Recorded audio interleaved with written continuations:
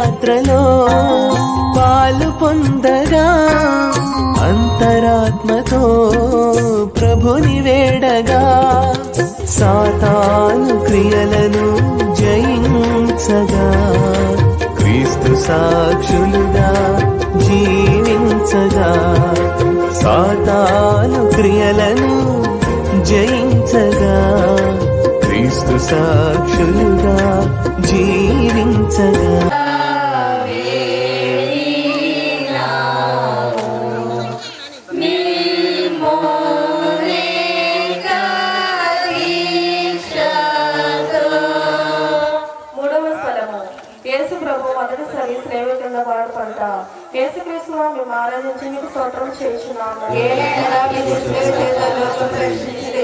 ప్రభుని యందు మిక్కిలి ప్రియులకు సహోదరి సహోదరులారా, దేవుని బిడ్డలారా, మన ఈ 14 స్థలాల వ్యాఖ్యానంలో ధ్యానం చేసేటువంటి సమయంలో ఇప్పుడు మనం 3వ స్థలానికి చేరుకున్నాము. ఈ 3వ స్థలంలో యేసు ప్రభు మొదటిసారిగా శిలువ క్రింద బోర్లపాట. ఈ 3వ స్థలాన్ని మనం ధ్యానం చేయడానికి సిద్ధపడుతూ ఉన్నాము. ఈ 3వ స్థలం వ్యాఖ్యానంలోని ధ్యానం చేసేటువంటి ప్రారంభంలోని మనం 3 విషయాల గురించి స్పష్టంగా గ్రహిద్దాం. మొదటి విషయం ఏంటంటే యేసు ప్రభు శిలువ క్రింద బోర్లపడుట అనేటువంటి ఈ ఆధ్యాత్మిక విషయం అనేది బైబిల్ గ్రంథంలో రాయబడలేదు. ఇది మొదటిది. రెండవది, యేసుక్రీస్తు శిలువ కింద బోర్ల పడుట, ఆయన శిలువ కింద పడ్డాడు యేసు ప్రభు అని ఆ విషయంతోనే మనం ఆపివేయకుండా పడినటువంటి యేసుక్రీస్తు మరలా లేచాడు, హీ ఫెల్ అండ్ రోస్ అనే విషయాన్ని రెండవదిగా మనం గ్రహించాలి. రెండు కలిపి మనం ధ్యానం చేయాలి. మరి మూడవదిగా యేసుక్రీస్తు శిలువ మోయటం అనేది, శిలువ శ్రమను పడటం అనేది, మరణించడం అనేది, ఇవన్నీ కూడా రక్షణాత్మకమైనటువంటి ఈ కార్యాలన్నీ కూడా యేసుక్రీస్తు మానవ స్వభావంలోని ఆయన అనుభవించారు. ఈ 3 విషయాల్లో మనం జాగ్రత్తగా పరిశీలించుకుని మనసులో ఉంచుకుని ఇప్పుడు మొదటి స్థలమైనటువంటి యేసుక్రీస్తు మొదటిసారి శిలువ క్రింద బోర్లపడుట అనే విషయాన్ని మనం ధ్యానం చేసుకుందాం. ఇక్కడ బైబిల్ గ్రంథంలో లేకపోయినా కానీ యేసు ప్రభు మొదటిసారి శిలువ కింద బోర్లపడటం అనేది కథోలిక శ్రీ సభ విశ్వసిస్తూ ఉంది, నమ్ముతూ ఉంది, అంగీకరిస్తూ ఉంది. అలాగే యాంగ్లికన్ చర్చెస్ కూడా అంగీకరిస్తూ ఉన్నాయి. అలాగే లూథరన్ సంఘాలు కూడా అంగీకరిస్తూ ఉన్నాయి. యేసు ప్రభు యొక్క 14 రక్షణాత్మకమైన ఘటనలు, అలాగే సంఘటనలను కలువరిగిరి కొండ వరకు మనం చూస్తూ ఉన్నాం. ఈ 3 సంఘాలు కూడా అనుసరిస్తూ ఉన్నాయి, ఆచరిస్తూ ఉన్నాయి, విశ్వసిస్తూ ఉన్నాయి. అయితే ఎందుకని యేసుక్రీస్తు శిలువ క్రింద బోర్లపడ్డారు అనే విషయాన్ని మనం ధ్యానం చేద్దాం. ఎందుకనంటే దానికి బలమైన కారణం యేసు ప్రభువులో ఉన్నటువంటి శక్తి బలమంతా కూడా ఆయన కోల్పోయాడు. శక్తి విహీనమైపోయింది. ఎందుకనంటే ఆయనను పదునైనటువంటి మొండ్లతో తయారు చేయబడినటువంటి మొండ్ల కిరీటాన్ని, పదునైనటువంటి మేకులు ఏ విధంగా అయితే ఉంటాయో ఆ విధంగానే ఉన్నటువంటి మొండ్ల కిరీటాన్ని ప్రత్యేకంగా తయారు చేయించి యేసు ప్రభు శిరస్సు మీద పెట్టారు. దయాదాక్షిణ్యం లేకుండా ఆ తల మీద పెట్టి కొట్టారు, దిగగొట్టారు. ఆ ముళ్ళు, మేకుల్లాంటి ఆ ముళ్ళు యేసు ప్రభు యొక్క తలలోకి గుచ్చుకుని యేసు ప్రభు యొక్క రక్తం అనేది ధారాళంగా కారిపోయింది. తిరుశిరస్సున ముండ్ల కిరీటం పెట్టారు అంటే ఆయనకి ఎక్కువ బాధ కలిగించాలని, ఆయనకి ఎక్కువ పెయిన్ కలిగించాలని, టార్చర్ విధంగా చేయాలని చెప్పిన విధంగా ఆయనకి అటువంటి పదునైన ముండ్ల కిరీటం పెట్టారు. ఆ విధంగా యేసు ప్రభువుకి ఉన్నటువంటి ఈ సృష్టి మీద, ఈ ప్రపంచం మీద, ఈ ప్రకృతి మీద ఉన్నటువంటి అధికారాన్ని తగ్గించాలి. ఆ అధికారాన్ని వాళ్ళు మొత్తం కూడా తగ్గించేయాలి. ఈయనకి ఏ విధమైన అధికారం ఉందో చూద్దామని చెప్పని ఆ శిరస్సు మీద, పవిత్రమైన శిరస్సు మీద ముండ్ల కిరీటం పెట్టి వేళాకోళం చేశారు. ప్రియబిడ్డలారా, సహోదరి సహోదరులారా, మరి రెండవదిగా యేసు ప్రభుని కొరడా దెబ్బలు కొట్టారు. ఒక రాతి స్తంభానికి కట్టేసి, కాళ్ళు చేతులు కూడా కట్టేసి, రాతి స్తంభానికి కట్టేసి ఆయనను కొరడా దెబ్బ కొట్టారు. ఆ కొరడా దెబ్బలు కూడా, ఆ కొరడా తయారు చేసిన విధానం కూడా అతి భయంకరమైనటువంటి విధానం అది. ఆ కొరడాని ప్రియబిడ్డలారా, సహోదరి సహోదరులారా, ఆ కొరడా ఒక్కసారి ఒంటి మీద పడితే చర్మం ఊడి వచ్చింది, మాంసం ఊడి వచ్చింది, రక్తము ధారాళంగా స్రవించింది. ఆ విధముగా ఆయన దేహమంతా కూడా రక్తసిక్తమైపోయింది. ఒక శరీరపు ముద్దలుగా అయిపోయింది, రక్త ముద్దలుగా అయిపోయింది యేసు ప్రభువు యొక్క దేహమంతా కూడా. దావీదు మహారాజు అంటూ ఉన్నాడు తన యొక్క దర్శనంలో, తన యొక్క కీర్తన గ్రంథంలో, యేసు ప్రభువు యొక్క దేహాన్ని, ఆ ఒంటిని, ఆ శరీరాన్ని మనం ఏ విధంగా అయితే పొలాన్ని నాగలతో దున్నుతామో, సాళ్ళు దున్నట్టుగా, దుక్కు దున్నట్టుగా దున్నారు అని చెప్పని దావీదు మహారాజు చక్కగా చెబుతున్నాడు. చదవండి ఈ వచనాన్ని, కీర్తన గ్రంథంలోని 129వ కీర్తన 3వ వచనంలో మనకు అర్థమవుద్ది. వారు నా వీపును పొలం వలె దున్ని దాని మీద పొడుగైనటువంటి సాళ్ళు, అంటే నాగడి సాళ్ళు ఇవి, పొలాన్ని దుక్కుతో దున్నట్టుగా, పండు దుక్కిగా దున్ని ఆ దుక్కిలో సాళ్ళు దొరినట్టుగా. అంటే ఏంటంటే కొరడా దెబ్బలు అనేవి సాళ్ళుగా ఉన్నాయి యేసుప్రభు ఒంటి మీద, ఆ పరిశుభ్రమైన దేహం మీద. సాళ్ళు దొల్లారు యేసుప్రభు యొక్క పవిత్రమైన దేహం మీద. పాలుగారు దేహం మీద ఈ కర్కోటకులు, ఈ రోమా సైనికులు దయాదాక్షిణ్యం లేకుండా ఆయన ఒంటి మీద కొరడ దెబ్బలు కొట్టేశారు. ఆ విధముగా యేసుప్రభు యొక్క శరీరం అంతా కూడా రక్తసిక్తమైపోయింది, రక్తమంతా కూడా ధారాళంగా కారిపోయింది, శక్తి విహీనమైపోయింది. మరి అంతా కూడా జరిగిన తర్వాత భారమైనటువంటి శిలువమురాను యేసుప్రభు యొక్క భుజాల మీద మోపారు. ప్రియులారా, భారమైన శిలువమురాను, ద హెవీ క్రాస్ అని చెప్పని మనం వింటూ ఉన్నాం బైబిల్ గ్రంథంలో కూడా.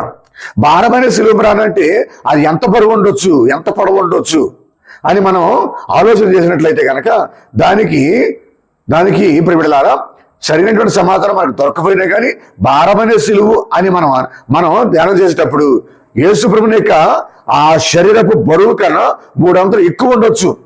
సుమారు 150 కేజీల బరువు ఉండొచ్చు ఆ సిలువ సుమారు 15 అడుగుల పొడవు ఉండొచ్చు. అది భారమైనటువంటి సిలువ. అది ప్రియమిడలారా, సహోదరి సహోదరారా, ఎందుకని 15 అడుగులు అని చెప్పి అంటూ ఉన్నామంటే ఆ కలువరిగిరి కొండ మీద, గొల్గొతా కొండ మీద యేసుప్రభుని సిలువ వేసినప్పుడు ప్రజలందరూ కూడా, జనమందరూ కూడా తల ఎత్తి పైకి చూశారు. అంటే ఎంతో పొడవున్నటువంటి శిలువమురాను అయి ఉండాలి ప్రియబిడ్డలారా, సహోదరులారా. కాబట్టి ఇక్కడ భారమైనటువంటి శిలువమురాను మోయటం ద్వారాగా, మొండ్ల కిరీటం ధరించడం ద్వారాగా, కొరడా దెబ్బలు అనుభవించడం ద్వారాగా ఆయన శక్తి మొత్తం కూడా విహీనమైపోయింది, శక్తి మొత్తం కూడా సన్నగిలిపోయింది, రక్తమంతా కూడా ధారాళంగా కారిపోయింది, రక్తసిక్తమైపోయింది. ఆయన్ని రాతి స్తంభానికి కట్టేసి కూర్చున్నటువంటి స్థలంలో మరి అటువంటి విధానంలో యేసుప్రభు సిలువ మోసుకుంటూ వెళ్ళే సమయంలో ఆయన మొదటిసారిగా సిలువ కింద బోర్ల పడ్డాడు. ప్రియబిడ్డలారా, సహోదరులారా, ఆ సిలువ ఎంతో భారమైనదని, ఎంతో బరువైనదని మనకి బైబిల్ గ్రంథంలో మనం చూస్తూ ఉన్నటువంటి విషయం. చదవండి ఒకసారి యెషయా గ్రంథము 53వ అధ్యాయము 12వ వచనం చదివితే అది కేవలము అది సిలువ భారమే కాదు, అది ఆ 2 కట్టెల భారమే కాదు, అది ఆ బరువు యేసుప్రభు మోయగలరు. కానీ అది ఆ బరువు కాదు, అది ఆ భారం కాదు, సకల మానవుల పాప పరిహారపు భారం అది, సకల మానవుల పాప భారం అది. The heavy weight of the human since అవి. ఈ మానవులు చేసిన పాపాలు అన్నీ ఇన్ని కాదు కాబట్టి, మానవుల పాపాలన్నీ కూడా పరిహారం చేయాలి కాబట్టి మానవుల పాపపు భారాన్ని యేసయ్య తన భుజస్కంధాల పైన మోసాడు. ప్రియబిడ్డలారా, సహోదరులారా, కాబట్టి చదవండి యెషయా 53వ అధ్యాయము 12వ వచనం చదవండి, మనకు అర్థమవుద్ది. అతడు తన ప్రాణములను అర్పించెను, దుష్టుడిగా ఎంచబడెను, ఎక్కుమంది దోషములను భరించి వారి పాపముల పరిహారముల కొరకు విజ్ఞాపనము చేశాను. కనుక నేను అతడిని గొప్పవారిని చేయుదును.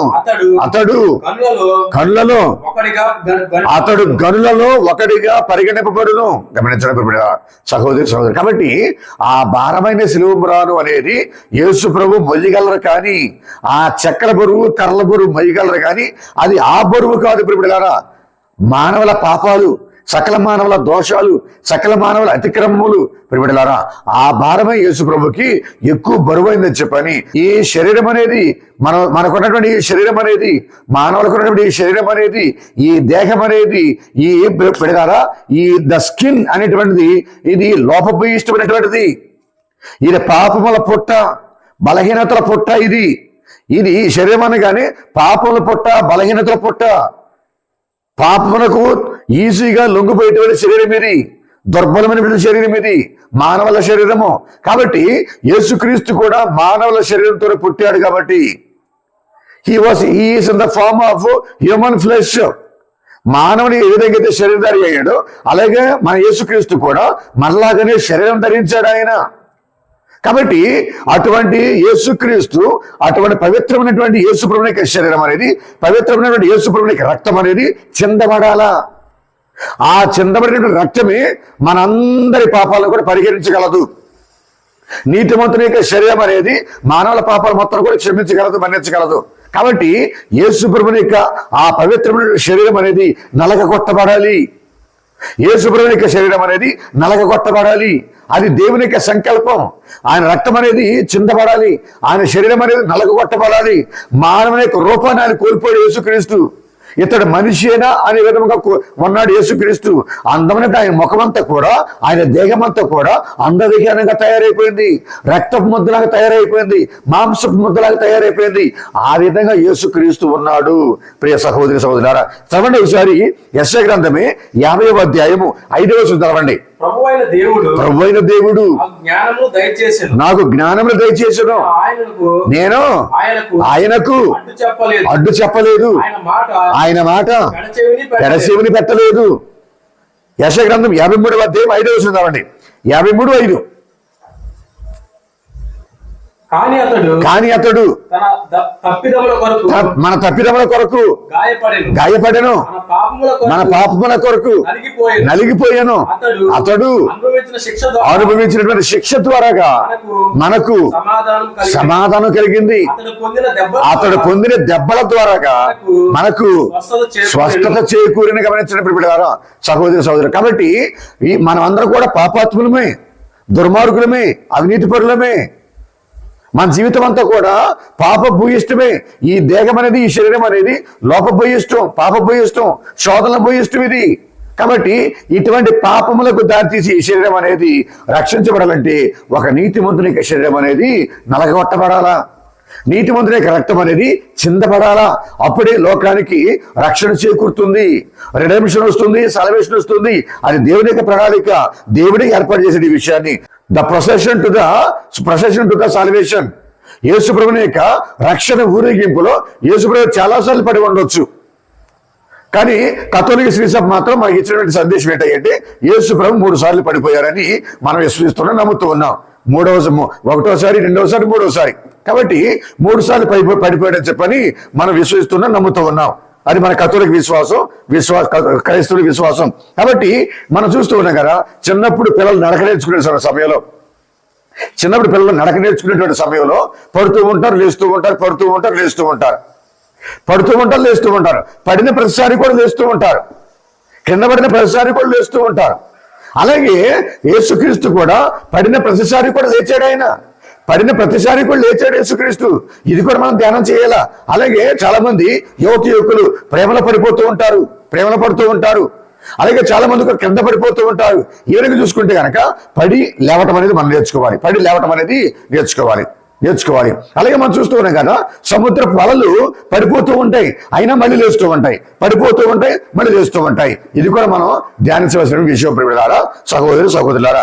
అలాగే ప్రియ దేవుని బిడ్డలారా, మనం ఎక్కువగా ధ్యానించవలసిన విషయం ఏంటంటే ప్రియ సహోదరి సహోదరులారా, ఎప్పుడు కూడా యేసుక్రీస్తు కింద పడిపోయారు అనే విషయాన్ని ధ్యానం చేసినప్పుడు ఆ యేసుక్రీస్తు మనకందరికి కూడా వినయాన్ని నేర్పిస్తూ ఉన్నాడు, విధేయత నేర్పిస్తూ ఉన్నాడు, వినమ్రత నేర్పిస్తూ ఉన్నాడు, తగ్గి మనసు నేర్పిస్తూ ఉన్నాడు.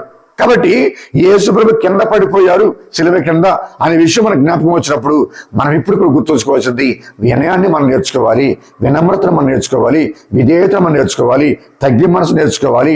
ఆ విధంగా మనం యేసయ్య యొక్క మూడవ స్థలంలో మొదటిసారి యేసుప్రభు శిలువ కింద బోధపడడం అనే విషయాన్ని మనం ఈ విధంగా మనం అర్థం చేసుకోవాలి. ప్రియ సహోదరి సహోదరులారా, ఇక్కడ నాట్ ద ఫాలోయింగ్ ఇది ఇక్కడ కింద పడిపోవటమే కాదు, తిరిగి లేచాడు యేసుక్రీస్తు.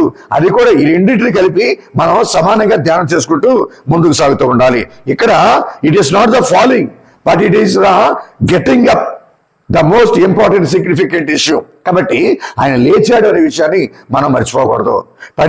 యేసుప్రభు పడిపోయాడు, మళ్ళీ తిరిగి లేచాడు. ఆయన లేచి తన భారమైన శిలువను మళ్ళీ కొనసాగించాడు మోయటం.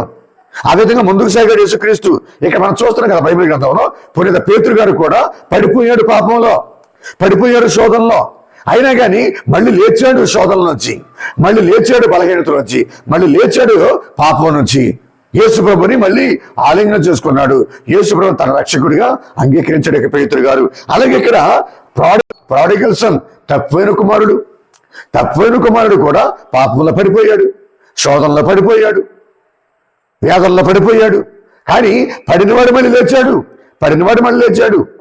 ఆయన పడిపోయినా కానీ లేచాడు, తిరిగి లేచి తండ్రి యొద్దకు వచ్చాడు. కాబట్టి ప్రియబిడ్డలారా, సహోదరి సహోదరులారా, మనం మానవ బలహీనత వల్ల పాపంలో పడినప్పటికి కూడా మళ్ళీ లెగాల, శోధనలు పడినప్పటికి కూడా మళ్ళీ లెగాల అనే విషయాన్ని మనం ఎప్పుడు కూడా మర్చిపోకూడదు. ప్రియబిడ్డలారా, సహోదరి సహోదరులారా, ఇక్కడ మనం ముఖ్యంగా గమనించవలసిన విషయం ఏంటంటే యేసుప్రభుని యొక్క the strong determination, the strong motivation and the conviction to carry out and to accomplish the Father's will and Jesus' responsibility towards the human salvation. యేసు ప్రభు యొక్క కన్విక్షన్, పట్టుదల, డిటర్మినేషన్, నిర్ణయం, దృఢచిత్తం ఏంటంటే మానవుల యొక్క రక్షణార్థము యేసుక్రీస్తు మరణించాలి, శిలువ మరణం పొందాలి, వేదన పొందాలి, అవమానాలు పొందాలి అనేది తండ్రి దేవుడు తన భుజస్కంధాలపై వచ్చినటువంటి బాధ్యత. అది రక్షణాత్మకమైన బాధ్యత. అది యేసుక్రీస్తు మర్చిపోలా, నిర్ణయించుకున్నాడు యేసుక్రీస్తు. నేను కపాలపురం స్థలానికి వెళ్ళాలి, గొల్గొతా కొండకు వెళ్ళాలి. ఇక్కడ పడిపోయినట్టుగా ఉంటే కుదరదు, సరికాదు, ఇది నా తండ్రి చిత్తాన్ని నేను నెరవేర్చాలని చెప్పని పడినటువంటి యేసుక్రీస్తు, పడినటువంటి మన నాథుడు యేసు ప్రభు లేచాడు. తన యొక్క రక్షణపు యాత్రని కొనసాగించిన విషయాన్ని మనం గుర్తుంచుకోవాలి. ప్రియబిడ్డలారా, సహోదరి సహోదరులారా, ఇక్కడ మనం రెండు విషయాలు జ్ఞాపకం చేసుకోవాలా. ఇక్కడ మనం రెండు విషయాలు గుర్తుంచుకోవాలా. ఏమిటో రెండు విషయాలు అంటే, పాత నిబంధన గ్రంథంలో మానవులందరూ కూడా పాపభూయిష్టమైనటువంటి సమయంలో మనుషులందరూ కూడా పాపాత్ములు అయిపోయారు. మనిషి ద్వారా ప్రకృతి మొత్తం కూడా పాపాత్మ అయిపోయింది, కలుషితం అయిపోయింది, దేవునికి కోపాగ్నికి గురి అయిపోయింది. అప్పుడు భగవంతుడు నిర్ణయించుకున్నాడు, ఈ ప్రపంచం మొత్తాన్ని కూడా నాశనం చేస్తాను, నూతన సృష్టిని తయారు చేస్తాను అని ప్రియబిడ్డలారా నోవాతో చెప్పాడు యావే దేవుడు. నోవాతో చెప్పి ఒక పెద్ద పడవను తయారు చేయమన్నాడు. నోవా పడవను తయారు చేశాడు. కొంతమందిని, కొన్ని జంతువుల్ని, కొంతమందిని మనకు తెలుసు అది ఏం జరుగుతుందో అన్నీ కూడా అందులో తలదాల్చుకున్నాయి. దేవుడు ఏర్పాటు చేసిన జంతువులు కావచ్చు, పక్షులు కావచ్చు, ప్రాణులు కావచ్చు, మనుషులు కావచ్చు, నవ కుటుంబం కావచ్చు, అందరూ కూడా తలదాల్చుకున్నారు. వాళ్ళందరూ కూడా బతికారు. జలప్రళయం వచ్చింది, మొత్తం ప్రపంచం అంతా కూడా తుడిచిపెట్టుకుపోయింది, సర్వనాశనం అయిపోయింది. అంతా కూడా అయిపోయిన తర్వాత ఆ పడవలో ఉన్న వాళ్ళందరూ కూడా బయటకు వచ్చిన తర్వాత నోవా దేవునికి బలి సమర్పణ చేసి దేవునికి ప్రసన్నత చేసుకున్నాడు. అప్పుడు దేవుడు ఒప్పందం కుదుర్చుకున్నాడు నోవాతో. ఏంటది? ఇక నుండి కూడా ఈ విధముగా ఈ సకల సృష్టిని నేను ఒక్కసారి నాశనం చేయను, జలప్రళయం ద్వారాగా నేను నాశనం చేయను అని ఒడంబడిక కుదుర్చుకుని ఒప్పందం కుదుర్చుకున్నాడు దేవుడు. అంటే ఏంటి? ఈ ప్రపంచం మొత్తానికి కూడా నేను నాశనం చేయను. ఒకవేళ నాశనం చేయాల్సి వస్తే కనుక నా కుమారుని యొక్క బలి సమర్పణ ద్వారా నేను దీన్ని రక్షించుకుంటా. నేను నాశనం చేయను కానీ రక్షించుకుంటా. సకల సృష్టిని, ఈ మానవ సమాజాన్ని నాశనం చేయను, రక్షించుకుంటా. ఎలా రక్షించుకుంటా? తన కొడుకు యొక్క, తన కుమారుని యొక్క ప్రాణత్యాగం ద్వారాగా, బలి సమర్పణ ద్వారాగా నేను దీన్ని కాపాడుకుంటా అని అక్కడ ఒప్పందం కుదుర్చుకున్నాడు నోవాతో. అలాగే రెండవది ఏంటంటే, అబ్రహాము తన కొడుకుని బలి సమర్పణ చేయమని అడిగాడు యావే ప్రభు. ఇస్సాకుని బలి సమర్పణ చేయమని అన్నాడు. దేవుడు చూపించిన విధంగానే అబ్రహాము సిద్ధపడ్డాడు, రెడీ అయ్యాడు. దేవుడు చూపించిన కొండ మీదకి వెళ్ళాడు, కట్టెలు పేర్చాడు, పీఠం పేర్చాడు, బలి సమర్పణకి కొడుకును కాళ్ళు చేతులు కట్టేశాడు, కట్టెల మీద పడుకోబెట్టాడు, కత్తెత్తాడు. ముక్కలు ముక్కలుగా కొడుకుని చంపేద్దామని, తన కొడుకుని బలిద్దామని చెప్పని దేవుడు కోరినట్లుగా. కానీ భగవంతుడు ఇంటర్వ్యూన్ అయ్యి భగవంతుడు కల్పించుకుని తన కొడుకుని ఏమీ చేయొద్దు, తన కొడుకు మీద కత్తి ఎత్తొద్దు అని అక్కడ పొదలో చిక్కున్నటువంటి పొట్టేలుని అబ్రహాంకి చూపించి దాన్ని బలి సమర్పణ చేయమన్నాడు. ఆ పొట్టేలే బైబిల్ పండితుల ప్రకారంగా బలి అయినటువంటి యేసుక్రీస్తు. బలి సమర్పణ చేయటం కన్నా యావే దేవుడు నిర్ణయించుకుంది ఏంటంటే పవిత్రుడైన తన కుమారుడు, పరిశుద్ధుడైన తన కుమారుడు ఈ లోక కళ్యాణం కోసం, లోకరక్షణ కోసం బలి సమర్పణ చేయడానికి తండ్రి దేవుడు నిర్ణయించాడు. ప్రియ సహోదరి సహోదరులారా, ఈ రెండు విషయాల్ని మనం జ్ఞాపకం చేసుకుని ఈ ధ్యానాంశంలో, ఈ వ్యాఖ్యానంలో మనకు ముందుకు వెళ్తూ ఉన్నాం. ఈ విధంగా యేసుప్రభువు యొక్క మొదటిసారి సేవ కింద బోర్ల పడేటువంటి ఈ 3వ స్థలంలో మనకు విశ్వాస పాఠాలు కొన్ని నేర్చుకోవాలి. కొన్ని విశ్వాస పాఠాలు మనం నేర్చుకోవాలి.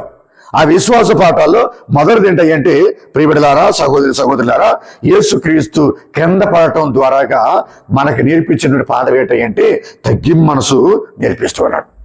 మనం తగ్గి ఉండాలా, ఒదిగి ఉండాలా, మనల్ని మనం తగ్గించుకుంటూ జీవించాలా, వినమ్రత నేర్చుకోవాలి, విధేయత నేర్చుకోవాలి అనేది యేసుక్రీస్తు ఇక్కడ మనకి నేర్పిస్తున్నాడు. ప్రియబిడ్డలారా, గర్వాన్ని అణిచివేసుకోవాలి, అహంకారాన్ని అణిచివేసుకోవాలి, పౌరవతాన్ని అణిచివేసుకోవాలి, ఈ విధంగా విరవేగటమని అణిచివేసుకోవాలి. ఈ లోకంలో ప్రజలందరూ కూడా దాని వైపు వెళ్తున్నారు. గర్వం వైపు పరిగెడుతూ ఉన్నారు, అహంకారం వైపు పరిగెడుతూ ఉన్నారు, మూర్ఖత్వం వైపు పరిగెడుతూ ఉన్నారు, తలబెరుస్తాంతో జీవిస్తూ ఉన్నారు. కాబట్టి ఇది కాదు మానవ జీవితం అనేది. తగ్గించుకోండి, వినయం అలవాటు చేసుకోండి, విధేయత అలవాటు చేసుకోండి, తగ్గి మనసు అలవాటు చేసుకోండి అని చెప్పని ఈ ఆధ్యాత్మిక పాఠాన్ని యేసుప్రభువు మనకు నేర్పిస్తున్నాడు. ఈ వచనం చదవడం మనకు అర్థమవుతుంది. ఫిలిప్పీ పత్రిక 2వ అధ్యాయము 6వ వచనం నుంచి 7వ వచనం వరకు చదవండి. ఆయన ఎల్లప్పుడూ దైవ స్వభావమును కలిగి ఉన్నను, దేవునితో తన సమానత్వమును స్వార్థ బుద్ధితో పట్టుకొని వేలాడలేదు. ఇది గ్రహించవలసినటువంటి విషయం ఇది. కానీ ఆయన తను తాను రిక్తుని చేసుకుని సేవకుని రూపమును దాల్చి మానవ మాతృనిగా జన్మించాను. గమనించండి ఇక్కడ. కాబట్టి యేసుక్రీస్తు ఒక సేవకుడిగా తగ్గి మనసుతో ఈ లోకంలో జీవించాడు, ఈ లోకంలో జన్మించాడు. అలాగే శిలువ మ్రాను వరకు కూడా ఆయన విధేయత చూపించాడు. దైవ స్వభావం ఉన్నప్పటికీ కూడా, దేవునితో సమానమైనటువంటి హక్కు ఉన్నప్పటికీ కూడా, శక్తి ఉన్నప్పటికీ కూడా ఒక సేవకు రూపం దాల్చి మన కోసం జన్మించాడు, మన కోసం జీవించాడు, మన కోసం మరణించాడు. యేసుక్రీస్తు ప్రియబిడ్డలారా, సహోదరి సహోదరు, మనం కూడా ఆ విధంగా జీవించాలా. దీన్ని ఏమంటామంటే కెనోసిస్ అంటాం, సెల్ఫ్ ఎంప్టీయింగ్ అంటాం. సెల్ఫ్ ఎంప్టీయింగ్, మనల్ని మనం కోల్పోవటం, మనల్ని మనం తగ్గించుకోవటం. మనం ఏం నేర్చుకోవాలంటే మన బలహీనతలను పంచుకున్నాడు యేసుక్రీస్తు. యేసుక్రీస్తు మొదటిసారి సేవ కింద పడటం ద్వారాగా మన బలహీనతలతో మన బలహీనతలు ఆయన పంచుకున్నాడు. ఆయన మన కష్టాలను పంచుకున్నాడు, మన బాధలు పంచుకున్నాడు, మన శ్రమలు పంచుకున్నాడు, మన శోధనలు పంచుకుని మనతో సానుభూతి చూపిస్తున్నాడు. He is showing the solidarity with human weaknesses. కాబట్టి మానవ బలహీనతలతో ఆయన సానుభూతి చూపిస్తున్నాడు. ఒక శరీరధారిగా ఈ లోకానికి వచ్చిన యేసుక్రీస్తు. మరి 3వదిగా మనం ధ్యానం చేయవలసిన విషయం ఏంటంటే ఈ క్రింద పడటంలో ప్రియబిడ్డలారా అవమానం అనేది ఏమీ లేదు. క్రింద పడటంలో అవమానం లేదు, తలవంపులు ఏమీ లేవు. కానీ క్రింద పడిన తర్వాత పైకి లేవటంలో దేవుని శక్తిని పొంది, దేవుని కృపను పొంది, ఆ శక్తి కలిగినటువంటి కృపామయం దేవుని యొక్క విశ్వాసం పొంది, బలమును పొంది, శక్తిని పొంది, కృపను పొంది మళ్ళీ తిరిగి లేవటం అనేది అది గొప్ప విషయం. క్రింద పడటం అనేది అందులో అవమానం ఏమీ లేదు. ఆ క్రింద పడిన తనం నుంచి, ఆ పడిపోయినటువంటి ఆ ప్లేస్ నుంచి లెగాల మళ్ళీ పైకి మనం, అది ముఖ్యమైన విషయం అని చెప్పని యేసుక్రీస్తు మనకి అందరికీ కూడా చెబుతూ ఉన్నాడు. ప్రియబిడ్డలారా, సహోదరి సహోదరులు, కాబట్టి ఇక్కడ దృఢమైన విశ్వాసం మనకు ఉండాలా. అందరం పడిపోతూ ఉంటాం, అందరం కింద పడిపోతూ ఉంటాం, కొంతమంది పాపాల్లో పడిపోతూ ఉంటారు. అయినప్పటికీ కూడా అక్కడే ఉండిపోకుండా లెగాలి. లేచినప్పుడు గొప్పతనం అది, లేచినట్టు లేవటం అనేది ఉత్తమైనటువంటిదని యేసుక్రీస్తు మనకు విశ్వాస పాఠం నేర్పిస్తున్నాడు. మరి 4వది ఏంటంటే రక్షణ సాధించడం అనేది పరలోక రాజ్యం పొందడం అనేది అది అంత సులువుగా వచ్చేది కాదు. మానవుల పాపాలన్నీ కూడా పరిహరించడం అనేది అంత ఈజీగా వచ్చేది కాదు. అది ప్రాణత్యాగం కోరుకుంటుంది, శ్రమలు కోరుకుంటుంది, యేసుప్రభు యొక్క అవమానాలను కోరుకుంది. కాబట్టి అంత సులువుగా వచ్చినటువంటి రక్షణ కాదు ఇది. కాబట్టి మనం కూడా గ్రహించవలసిన విషయం ఏంటంటే మనకి ఏదైనా కానీ సులువుగా వస్తే అది ఇప్పుడు కూడా మన దగ్గర ఉండదు.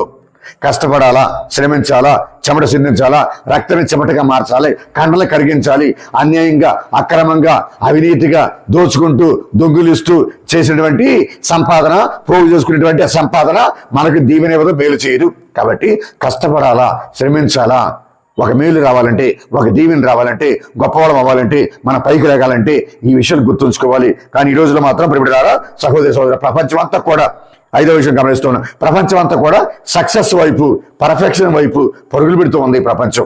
కాబట్టి అటు పరిగెత్తకుండా మనం అందరూ కూడా ప్రియ సహోదర సహోదరులారా, మనం ఇప్పుడు కూడా అటువైపు పరిగెత్తకుండా ఆరోగ్య సమస్యల్లో మనం పడిపోతున్నాం, ఆర్థిక ఇబ్బందులు పడిపోతూ ఉన్నాం, ఆర్థిక సంక్షోభం పడిపోతూ ఉంది ప్రపంచం అంతా కూడా, అప్పుల సమస్యలు మునిగిపోతూ ఉన్నాం మనం అందరూ కూడా. కాబట్టి ఈ అప్పుల సమస్యల నుంచి, ఆర్థిక సంక్షోభం నుంచి, ఆరోగ్య సమస్యల నుంచి మనం అందరం కూడా పైకి లేగాల, దేవుని కృపను పొంది, దేవుని ఆశీర్వాదం పొంది, దేవుని యొక్క దీవెని పొందుతూ ప్రభువాని నన్ను కాపాడు, నన్ను దీవించు, నన్ను లేవనెత్తు ప్రభా, ఈ దుస్థితి నుంచి, ఈ బాధల నుంచి, ఈ అప్పుల నుంచి, ఈ అనారోగ్యాల నుంచి, వీటి నుంచి నన్ను రక్షించు ప్రభా అని మన ప్రభుని యొక్క కృపను కోరుకోవాలి, ప్రభుని యొక్క దీవెని కోరుకుని మనం పైకి లేగాలని చెప్పని యేసుక్రీస్తు మనకందరికి కూడా తెలియజేస్తున్నాడు ప్రియబిడ్డలారా, సహోదరి సహోదరు. కాబట్టి ఇక్కడ ఆరో విషయం ఏంటంటే విశ్వాస పాఠం. ఎవరైనా కానీ మన కళ్ళ ముందు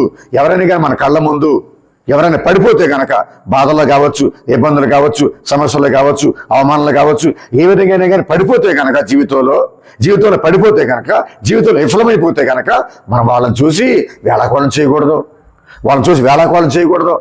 అవమానపరచకూడదు. వాళ్ళతో మనం సానుభూతి తెలియచేయాలా, జాలి చూపించాలి, కృప చూపించాలి అనేది యేసుక్రీస్తు ఇక్కడ మనకు నేర్పిస్తున్నాడు ప్రియ సహోదరి సహోదరులారా.